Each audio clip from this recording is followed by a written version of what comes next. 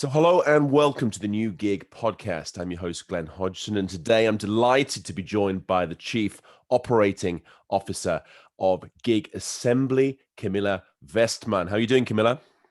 I'm very good, thank you. Very well. How are you? I'm doing very well too, and it's great to have you on the program.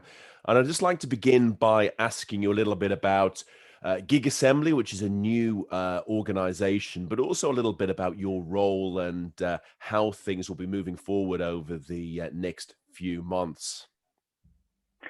Yes, so I am as you mentioned, the COO of GigAssembly, and actually I'm a professional gigger myself. I would say I did quit my full-time job in 2 years ago to start freelancing, Yeah. and then I almost immediately got this gig for GigAssembly to develop the brand and the communication platform. And then I got more and more involved, and now I'm the CEO of GigAssembly, and I think that's the beauty of the gig life, I would say. And for those of you who doesn't know anything about GigAssembly, we actually previously launched a month ago to the market, but it's the HR group Novare. Yep. It's their digital platform. And Novare has been in the human resource industry for 20 years, more than 20 years, I would say. And they already have a very large network of companies and consultants that they worked for 20 years with. So I would say that GigAssembly is a way to create a digital meeting place for all these consultants and companies that we already have in the network. Yeah. And we're in GigAssembly as a consultant. You can register your own profile and let us know like your top skills and your availability, and that's about it.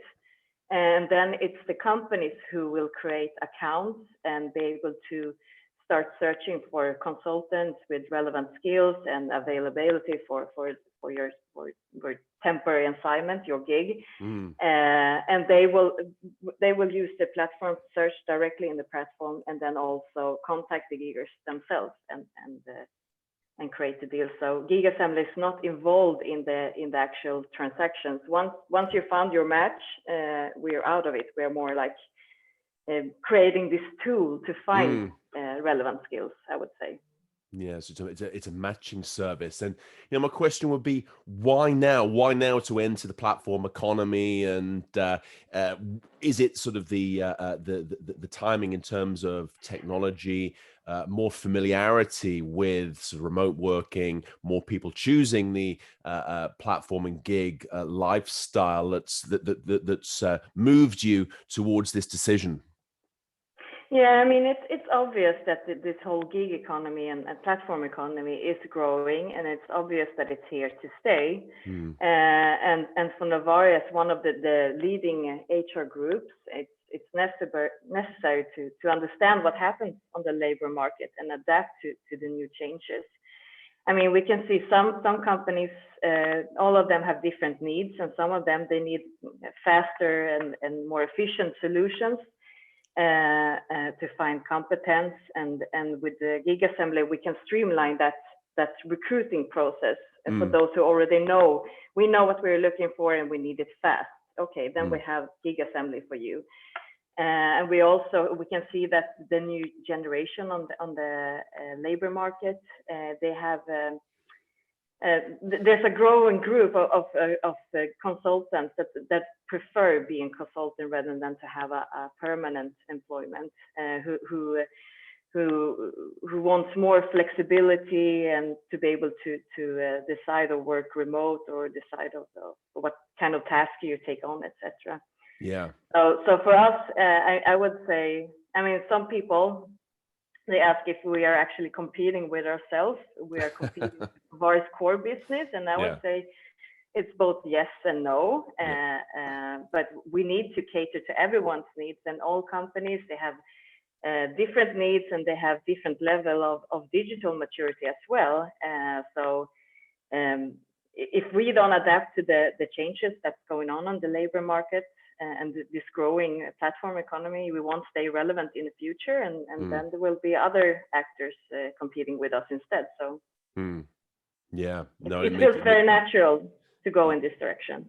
absolutely. It's a natural development. And when we talk about the platform economy more broadly, Camilla, what would you say we've talked a little bit there about the sort of the benefits and digitalization and the opportunities provided by technology, but at the same time, what would we see as some of the barriers, some of the challenges to the development of the platform economy in this sector?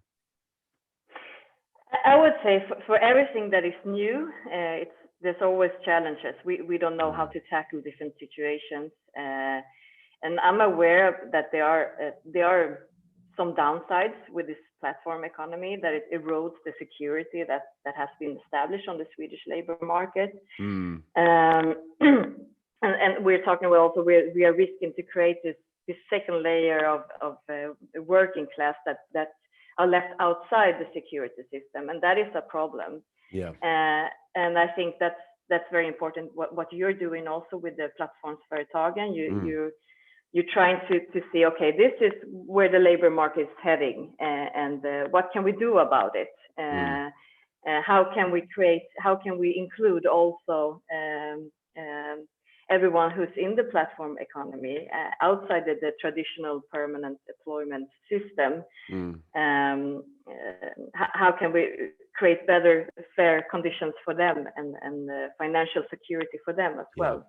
Yeah, absolutely. And I think this is something that we're seeing today as well. It's that this trend is happening. There's this really strong development in terms of where we're going, more flexibility, more digitalization. But there's also another side to this, which is a little bit more unstable. It needs a change of mindset from giggers, but also companies as well, how to actually use and integrate talent as opposed to sort of full-time contracts, how to bring in the talent and the skills that you need into the organization, but be able to handle the individuals, but also look after their needs as individuals who want to grow, who want to develop, and have new challenges and opportunities as well. Exactly, that's a very good point. And I know that also, like, it bothers me a little bit every time you talk about the gig economy, that it's so negative. Everything is so negative. I saw this it was this news on the Swedish channel TV4 that I think it was 2 months ago, but they were talking about this platform economy and all the downsides, but they didn't mention actually all the positive development with this platform economy. And one thing that you mentioned now is that you are able to create, like, if you only need a specialized team with special competence for a project, you are able to use the competence that you have around in the society that have specialized competence within one specific field. You are also able to try diversity. It encourages diversity a little bit more on workplaces, because if you're only hiring people for a temporary assignment, you may be there to hire people that you usually would not hire for a full-time employment, and then you get more diversity, and it also encourages more innovation and creativity within the team. So there's a lot of positive effects with the gig economy as well. Yeah, exactly. And how are because Navarro, we know, is a big company, big organization, and a big brand. How are kind of the more traditional partners that you'd have? How are they adapting to this as well? Is it still a change of mindset that's required, Camilla, to be able to accept this and develop kind of a gig strategy for organizations? Or is it still a certain need of education that's needed about how to get the most out of this, both in terms of from an HR individual perspective, but also for an organizational development, so we can have more efficiencies, better use of costs and resources as well? I would say that it's very different. Some companies, they've been waiting for this, and they're so ready to build up this network of their own consultants with different competence. and for them, GigAssembly is perfect. Yeah. But there's still a lot of companies who are not. There needs to be a large internal structure on how to build your team and how to use competence in another way, and I think they will also eventually work with competence in another way in the future. Yeah. I think everyone, I mean, with this whole pandemic situation, it just flipped over the whole labor market and the way we used to work, and the way people are.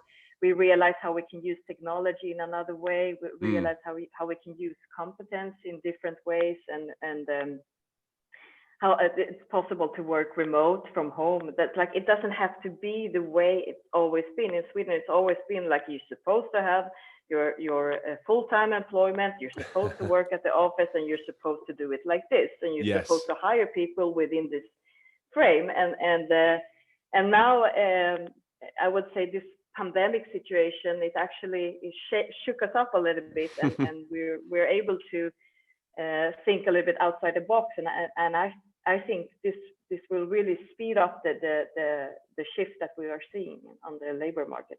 For sure.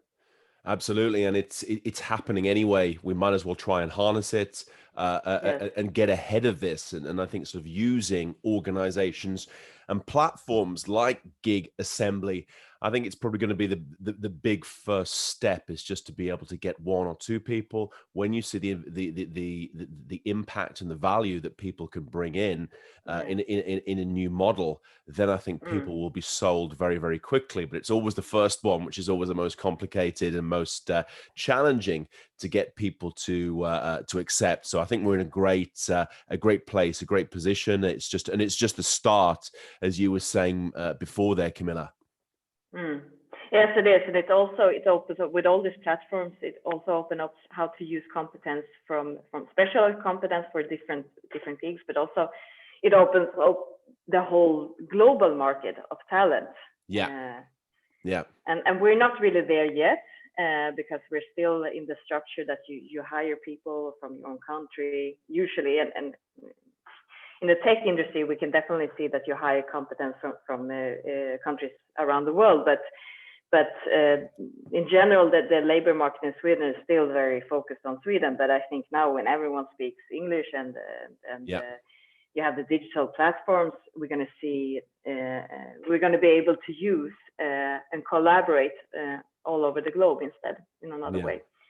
Yeah. So this should be more opportunities for individuals, but also more opportunities for companies and organizations as well, to be able to get the talent they need, hopefully from a broader pool of expertise, knowledge and skills that would be not just stuck to one specific area, one specific city, but much broader than that.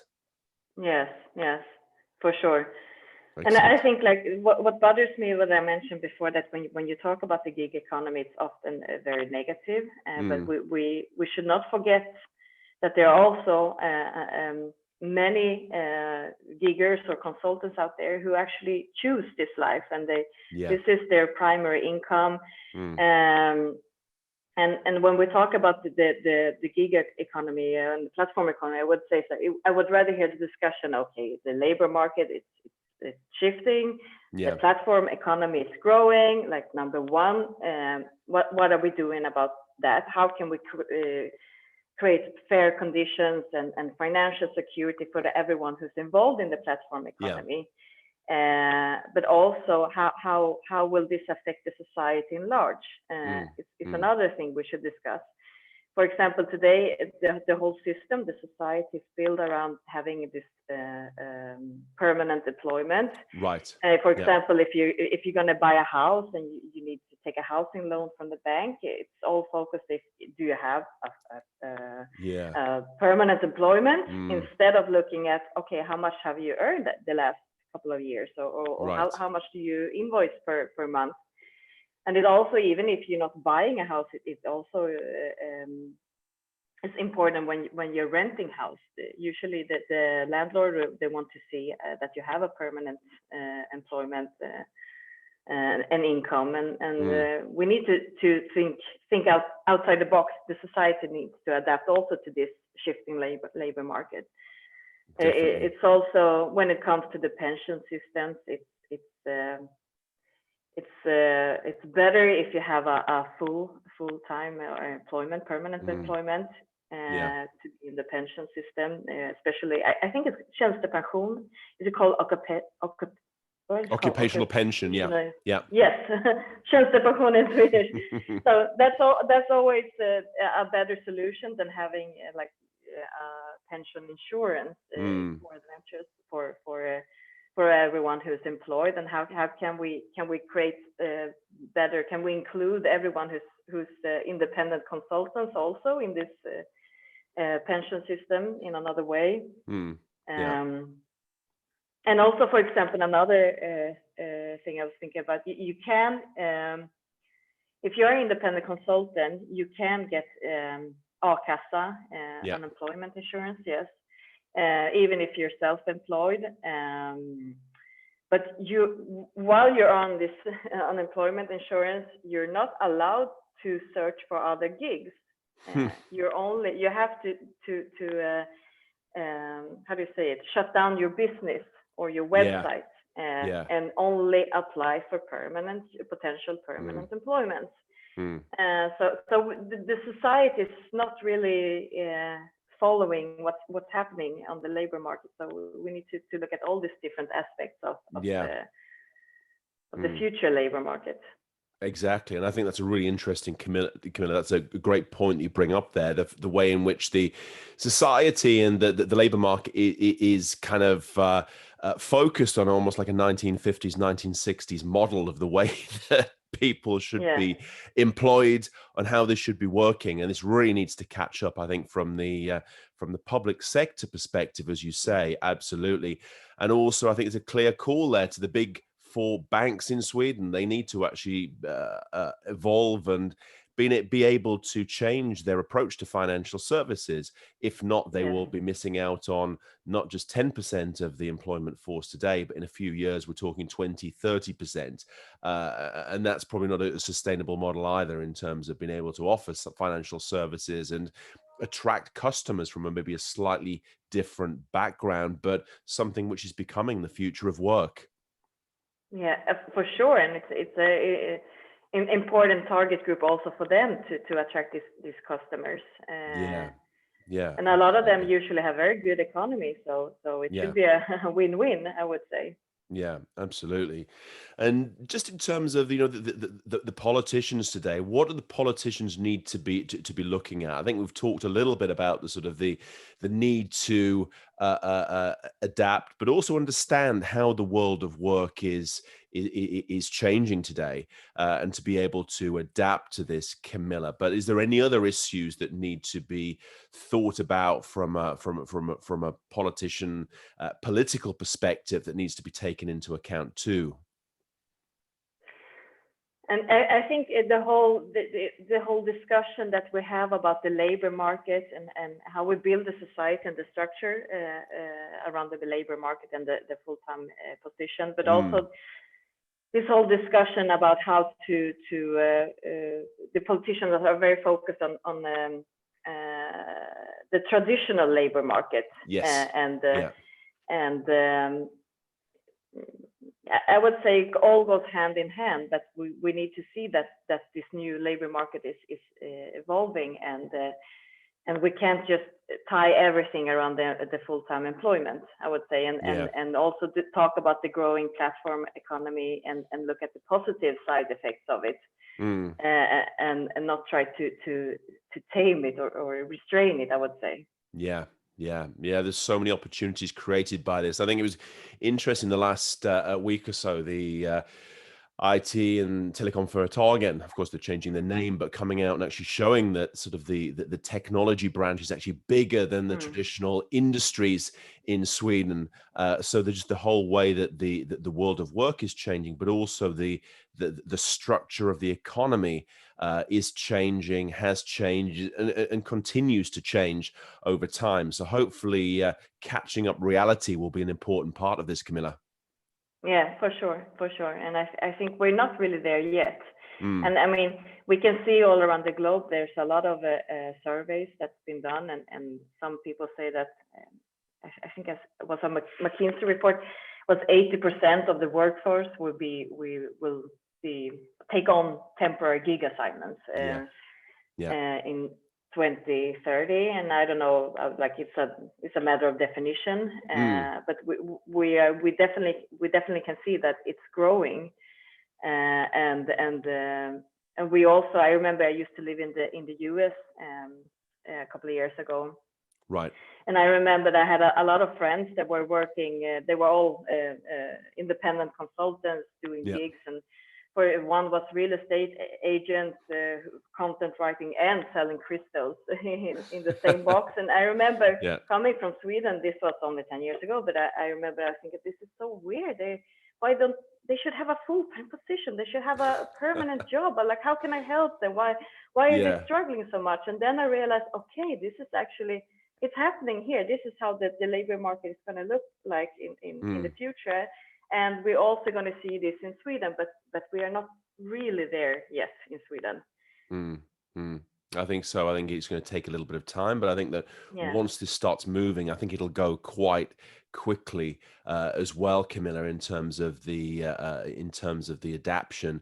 And I think just people looking at the future and looking what the possibilities are as well. I think this is something that can really help people out. And going back to your sort of previous point, I fully agree with the negativity that if you look at the newspapers, or you look in the on the TV, the whole idea of the gig economy and the platform economy is linked to poorly paid people on mopeds Yeah. delivering pizzas, where of course the Mm, reality is everything from musicians to lawyers to mm, architects and mm, beyond, who are mm, actually sort of covered by this thing mm, that we call the platform and the gig economy, like you and I are as well. So it's a very broad sector which hasn't really been brought into focus yet. But I think the mm, work that you're doing, and actually giving the opportunity for platform workers to find good, exciting, and interesting mm. roles,